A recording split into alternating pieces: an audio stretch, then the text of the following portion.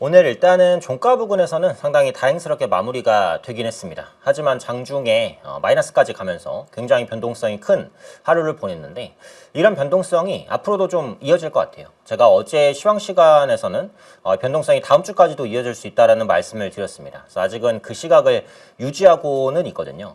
그래서 변동성은 위기이자 기회입니다. 그래서 변동성을 잘못하면 손실이 크게 쌓일 수도 있지만 변동성을 잘 타면 수익을 크게 쌓을 수도 있죠. 하지만 이 변동성의 파도를 타고 사고 팔고의 타이밍을 잡자는 말씀은 아닙니다. 이 타이밍을 잡는다는 건 굉장히 어려운 일이거든요. 그렇기 때문에 이 변동성이 과도한 하락으로 이어질 때 분할 매수를 하시고 과도한 상승으로 이어질 때 분할 매도를 하는 이런 유연한 전략이 조금 필요하지 않을까 싶어요. 어쨌든 반도체주로 이제 시작한 시장이었고 반도체 성장 스토리가 무너지지 않았다면 결국 시장은 추가적인 상방을 그릴 거라고 봅니다. 하지만 그 과정이 순탄치 않다면 매수 시점을 분산하면서 리스크를 관리할 필요는 있겠죠. 자, 오늘 시장 한번 보겠습니다. 역대급 변동성에 노출된 증시 이렇게 제가 잡아봤고요. 일단 UBS에서 이런 언급이 있었네요. 연준 정책금리 한동안 동결할 것이다. 지금 이 금리 전망 자체가 말도 안 되게 격차가 커요. 어디서는 올해 연준이 3차례까지도 금리를 올릴 거라고 하고 어디서는 동결할 거라고 합니다. 근데 이거 자체가 어떻게 보면 아직 리스크가 해소가 안 된 거예요. 그러니까 시장에서는 항상 악재보다 불확실성을 싫어합니다. 그러니까 금리 인상은 시장에 안 좋죠. 하지만 금리 인상을 모두가 알고 인정하고 있다면 딱히 안 좋을 것도 없습니다. 근데 지금은 금리에 대한 방향성 자체가 말 그대로 그냥 시계 제로예요. 올해 연준이 동결할지, 한 번 올릴지, 2번 올릴지, 3번 올릴지 아무도 장담할 수가 없는 상황입니다. 그래서 이런 부분에 대한 의견 일치가 이루어지기 전까지 변동성이 있다면 최소한 다음 주까지는 변동성이 있을 수 있다. 이게 이제 제가 말씀드린 골자거든요. 그래서 그런 부분들을 계속 조금 눈여겨보셔야 되지 않을까? 그러니까 UBS에서 이제 정책금리가 동결될 것이다라고 해준 것도 오늘 시장 안정에 조금이나마 좀 도움이 됐었던 그런 이슈가 되지 않았었나 이렇게 생각을 합니다. 다만 지금 전망치마다 금리 인상에 대한 그 예상 편차는 굉장히 심하다는 거, 아직은 불확실성 환경에 노출되어 있는 시장이라는 거, 이 부분 염두해 두셔야 될 것 같아요. 삼성전자가 90조 원 규모의 자사주 매입을 하기 임박한 상황이다. 이 기사가 또 삼성전자의 강세 이유 중에 하나였다라고 보는데 자사주 매입은 일단은 좋은 소식이에요. 근데 이제 매입을 할 수밖에 없는 게 예전에 그 직원들과의 그 협의, 노조와의 협의에서 성과금이나 뭐 초과이익 이런 부분에 대해서 주식으로 지급하겠다. 이런 말을 했습니다. 그럼 지급되는 주식 수도 굉장히 많겠죠. 그래서 그런 부분들을 확보하기 위해서 일단 자사주를 매입한다. 요게 골자고 추가적으로 뭐 주주 환원도 같이 이제 껴있다라고 보시면 되겠죠. 90조 원 규모라는 것 자체가 엄청난 규모잖아요, 사실은. 네. 지금 삼성전자가 뭐 시가총액이 뭐 2,000조 막 이렇게 되니까 90조 하면은 뭐 생각보다 안 맞네 이러실 수도 있지만 이 금액 자체는 사실 어마어마한 금액입니다. 그래서 요 금액 자체에 좀 깜짝 놀라면서 삼성전자에 좀 저가 매수가 강하게 유입된 게 아닌가 이런 생각이 듭니다. 그래서 오늘 삼성전자는 아마 요 이슈가 아니었어도 반등했을 거라고 저는 생각을 하지만 요 이슈 때문에 조금 더 강하게 반등한 경향은 있다라는 것도 한번 생각해 볼 수 있겠고요. 또 코닝이 그 반도체 유리기판에 대한 이제 한국 투자를 검토한다. 이런 이슈가 또 나왔습니다. 코닝은 그 유리 부분에서의 뭐 세계적인 업체죠. 그래서 유리기판 관련 이슈가 나오면 또 빠지지 않고 등장하는 기업이 코닝입니다. 그러니까 코닝이 우리나라의 유리기판 경쟁력을 높게 봤다. 이렇게 평가할 수 있을 것 같아요. 그래서 삼성전기나 SKC의 이제 유리기판 기술력에 다시 한번 시장에 관심이 모아질 수 있고 자연스럽게 유리기판 관련된 장비주에도 관심을 가져야 되는 그런 시기가 또 오고 있는 게 아니냐. 이런 생각을 하고요.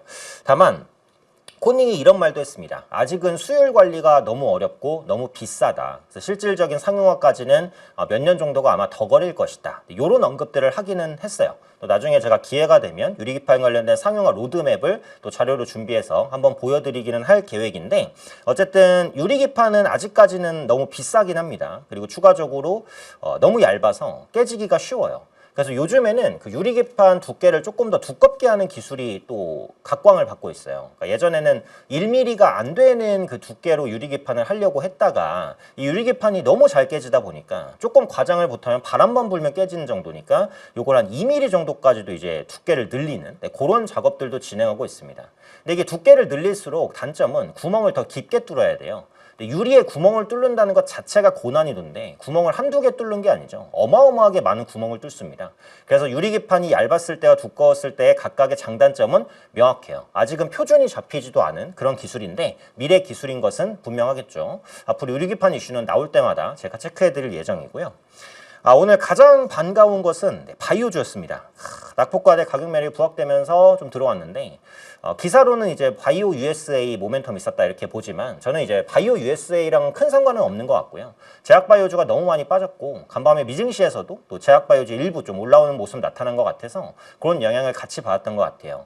제가 이제 상담을 진행할 때마다 제약바이오주는 아주 작은 종목 아니면 웬만해서는 제가 다 보유 의견을 계속 드렸거든요. 그래서 뭔가 이제 계속 마음에 짐을 안고 가는 그런 분위기였는데 오늘 그래도 의미 있는 반등을 해주긴 했습니다.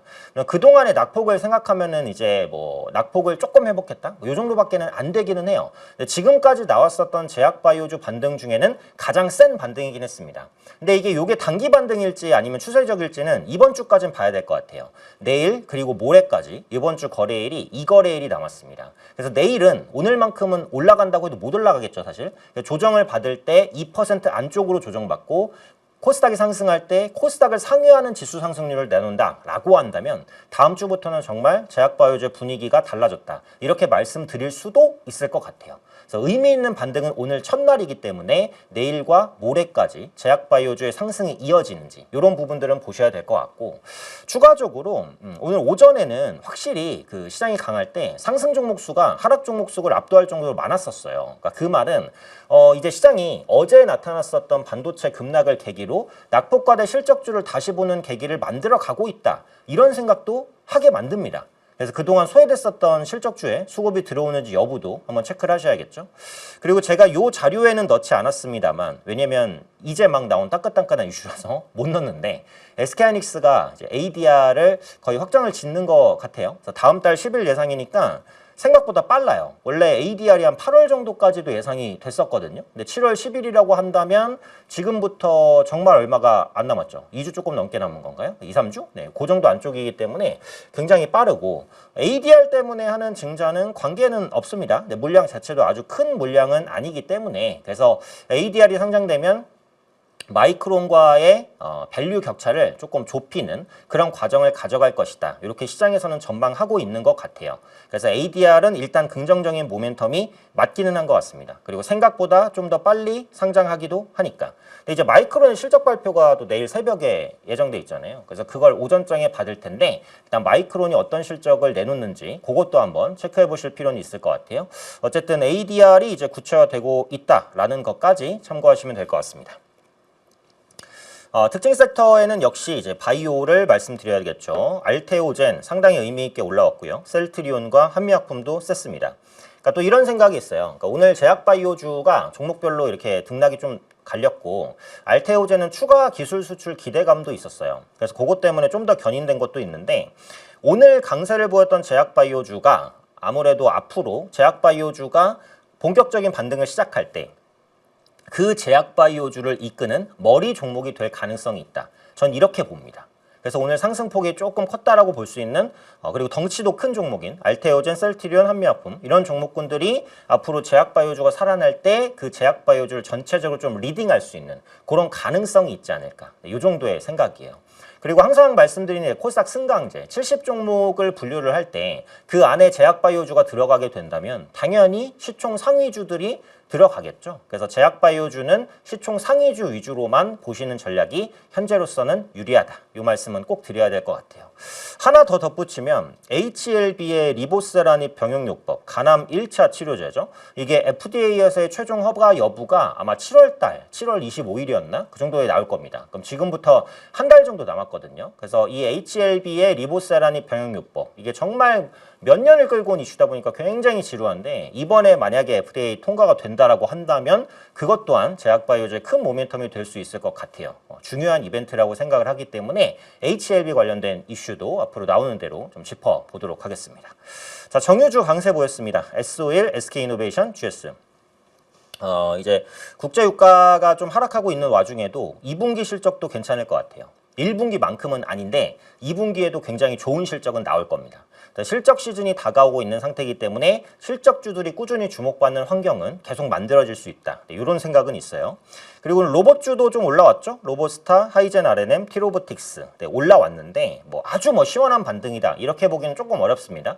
로봇주도 워낙에 좀 많이 빠졌기 때문에 낙폭과대에 따른 저가 매수가 좀 들어온 것 같아요.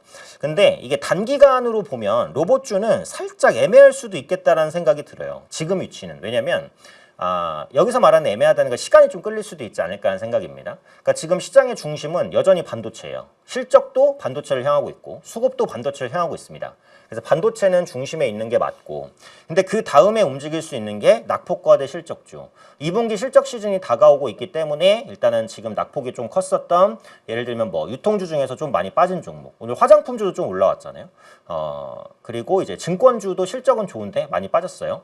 그리고 게임주도 일부 종목은 실적 좋은데 많이 빠졌고, 이런 종목군들이 조금 견인될 수도 있지 않을까 하는 생각인데, 로봇은 지금 반도체 섹터도 아니고 실적 섹터도 아니죠, 사실은. 그래서 시장 분위기가 완전히 돌아서기 전까지는 다른 섹터 대비해서 살짝 지루함이 있을 수도 있지 않을까. 저는 이 정도의 생각은 있습니다. 근데 그것도 시간의 문제지 시간이 지나면서 회복될 문제라고 생각을 하니까요. 보유하고 계신 분들은 빠르게 갈아탄다라기보다는 조금 여유 있게 보유하는 게 낫지 않을까, 이런 생각은 있습니다. 그리고 2차 전지, 삼성 SDI, LG 엔솔 올라왔습니다. 아주 만족스러운 상승은 아닌데, 그리고 2차 전지주가 조금 올라왔다라는 건 의미 있는 것 같아요. 반도체랑 2차 전지주가 같이 올라왔다는 건 어쨌든 피지컬 AI에 대한 기대감이, 그러니까 로봇과 2차 전지가 같이 올라왔다는 건 피지컬 AI에 대한 기대감이 일정 부분 좀 녹아들고 있는 게 아니냐, 이런 생각을 하게 합니다. 뷰티주 달바글로벌, 달바글로벌이 참 흐름이 좋아요 요즘에. 그리고 파마리서치, 정말 이게 힘든 종목이었는데 오랜만에 조금 올라왔고요. 화장품주의 현재 대장주라고 할 수 있는 APR도 일정 부분 지수를 상회하는 성과를 냈습니다. 이슈들 한번 볼게요. 요 이슈가 화장품주에 영향을 미쳤을 수 있어요. 그러니까 지금 중국의 한국 무비자 입국이 시행이 되고 있잖아요. 근데 그게 아마 올해 6월 말 정도였나? 였을 거예요. 그러면 이제 종료가 얼마 안 남았는데 이걸 6개월 연장해서 12월 말까지 이어간다라는 겁니다. 그러니까 요 정책에 대해서는 반대하시는 분도 있고 다 그런데 그거는 살짝 정치적 이해가 될 수 있으니까. 근데 이제 화장품주나 아니면 소비 관련된 주에는 긍정적인 건 맞죠.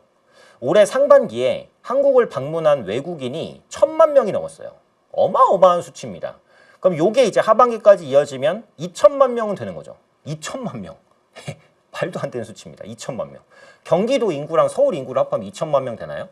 그 정도 될 건데, 그 정도의 외국인 관광객이 한국을 찾는다는 건 진짜 어마어마한 겁니다. 요즘에 명동이나 이런 데 가보시면 외국인 진짜 많아요. 버스도 엄청 많이 타고 길에서 사 먹는 외국인도 진짜 많고요. 그래서 그런 부분들은 국내 소비주, 화장품주, 면세점주, 카지노주 이런 종목을 계속해서 견인할 수 있는 이슈가 될 수 있겠죠. 오늘 로봇의 반등에는 또 요 이슈도 있었던 것 같아요. 미국 상무장관이 중국 로봇 수입에 대한 추가 규제를 시사했습니다. 여기 이제 추가라고 돼 있잖아요. 그러니까 기존의 규제가 원래 돼 있었어요. 근데 그거를 더 규제를 하겠다. 그러니까 기존의 규제 방식은 관세 같은 거였죠. 관세가 이미 물려지고 있었습니다. 물려지고 있었는데 이거 관세만으로 안 되겠는데? 그렇다고 이제 중국의 모든 로봇을 다 견제한다는 건 아니고 중국 정부가 이제 지원해주는 로봇 관련된 종목들이 있잖아요. 그런 섹터에 있는 로봇주들을 조금 견제하겠다. 이런 의도가 다분한 것 같아요. 그래서 미국은 이제 로봇이 막 성장해 나가는 중인데 중국은 이미 대중화가 됐어요, 사실은. 그래서 로봇에 있어서는 하드웨어 측면에서는 중국이 미국을 앞서 나가고 있는 게 맞거든요. 당연히 한국보다도 앞서 나가고 있고요. 그래서 미국의 로봇 생태계가 짜여지기 전에 중국 로봇이 과도하게 침투하는 것을 막겠다라는 거라고 보시면 됩니다. 그게 이제 국내 로봇 업체에 일단 호재로서 좀 작용한 게 아닌가, 그렇게 생각이 되고요. 그다음에 JP모건이 이제 폭염에 에너지 시장에 변화가 있을 것이다라는 경고를 했어요. 이거 되게 의미가 있습니다. 그러니까 작년 여름에는 이 부분이 부각되진 않았어요. 왜냐하면 지금처럼 미친 AI 데이터 센터의 증설, 반도체의 미친 랠리, 이게 시작된 지가 1년이 안 됐어요, 사실. 그래서 작년 6월 차트를 보시면 반도체주 되게 바닥입니다. 그때 반도체주 사서 지금까지 갖고 있으면 몇 배는 그냥 먹었을 수 있겠죠. 그래서 이게 폭염의 에너지 시장이 이제 확장이 되는 게 아주 큰 이슈는 아니었거든요. 근데 최근에서는 이런 부분들이 이슈가 되고 있습니다. 네, 이슈가 되고 있는 이유는 뭐죠? 안 그래도 지금 전력이 부족해요. 데이터 센터 때문에. 데이터 센터가 말 그대로 이제 폭발적으로 이제 증가되고 있기 때문에 전력이 안 그래도 부족합니다. 네, 전력이 부족한 상황에서 이 JP모건이 이게 전력이 그 여름철에 피크아웃을 찍잖아요. 여름철에 피크아웃을 찍는데 데이터 센터를 통해서 부족한 전력도 좀 심각하다. 이렇게 보고 있는 거예요. 그러면은 안 그래도 전력 수요가 계속 올라가는데 계절성까지 붙는다? 이러면은 전기가 너무 부족하겠는데? 그래서 에너지주를 또 봐야 되는 이유가 되겠죠. 예를 들면 신재생, 그다음에 뭐 그 SOFC, 뭐 원전, 그다음에 풍력 태양광 이런 종목군들. 근데 지금 이들 종목군들이 대부분 주가가 안 좋아요. 안 좋은데 이런 이슈를 계기로 올라올 수 있는 반등 모멘텀을 형성할 수도 있다라고 생각을 합니다. 그래서 이런 부분들도 좀 눈여겨서 봐주셔야 될 것 같아요.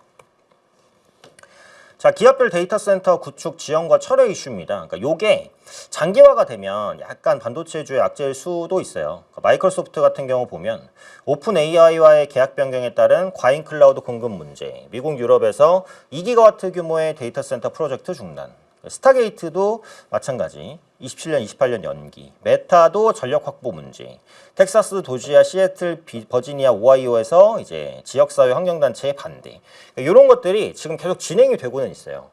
이게 반도체의 펀더멘탈까지 망칠 이슈는 아직은 아닌데 이 데이터 센터 지연이나 철회가 장기화가 된다라고 한다면 센티멘탈적으로 흔들릴 가능성은 있어요. 그래서 요 이슈는 꾸준히 추적을 해야 되는 그런 이슈가 될 것이다라고는 봅니다.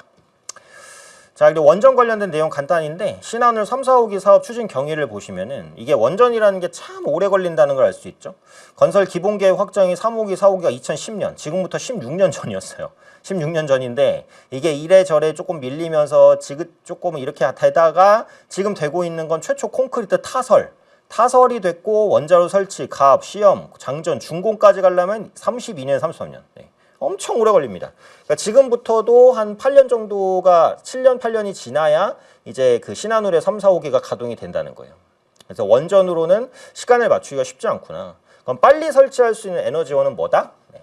태양광, 풍력. 대표적입니다. 특히 태양광은 정말 빨리 설치하면 6개월에서 1년 만에 설치 후 가동까지 다 돼요. 근데 지금은 전력이 한시가 부족하잖아요. 한시 바삐 부족하잖아요. 그래서 태양광 패널 설치도 생각보다 빨리 늘어날 가능성도 있다. 그리고 요거는 LG전자인데 제가 오전에 그 시황에서 LG전자 얘기를 간단히 좀 했었습니다. 그래서 2분기 실적 전망인데요.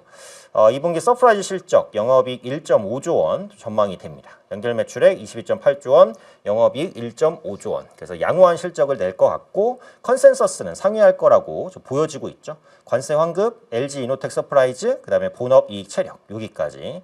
하반기에는 북미 빅테크 양 칠러.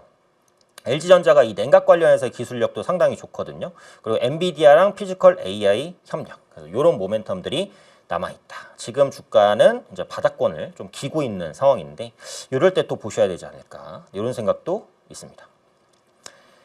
자, 넥스트에서 움직이는 종목들 간단히 보겠습니다. 보면은 이 금호타이어가 올라왔는데 이게 지금 부지 이슈가 있는 것 같아요. 그러니까 지금 삼성전자랑 SK하이닉스가 호남 지역에 대규모 반도체 공장을 뭐 투자한다 이런 이슈가 있잖아요. 그러니까 비슷한 지역에 이제 토지라든지 이런 걸 갖고 있는 종목군들이 갑자기 엄청나게 급등하기 시작했는데 금호타이어도 요 부분에 살짝 좀 걸려 있나?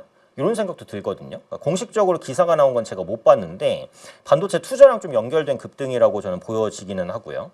마녀공장 12% 강세입니다. 그러니까 지금 화장품주가 상대적으로 견인이 좀 된다라는 말씀을 드렸죠. 그래서 마녀공장이 넥스트에서 움직이면서 내일장도 화장품주에 대한 추가적인 수급 유입 들어오는지 한번 눈여겨보실 수 있겠고 일부 로봇주죠. 클로버도 일단 조금 들어옵니다. 2.7% 정도. 그리고 일부 제약바이오주들도 살짝 있고요. 네오팜, IT슨 글로벌, 안트로젠까지 개별주들 조금 목록에 올라와 있습니다. 오늘 넥스트레이드에서의 움직임은 뭐 아주 뚜렷하지는 않는 것 같아요. 그래서 대규모의 반도체 투자에 따른 수혜를 받을 수 있는 종목군들 일부 조금 주목받고 있다. 이 정도로 보시면 될 것 같습니다. 요즘 시장 매일매일 다른 이유로 흔들리고 있습니다. 시장의 난이도가 개인 투자자들에게 더 어려워졌습니다. 탄탄한 전략과 준비가 필요한 시점입니다.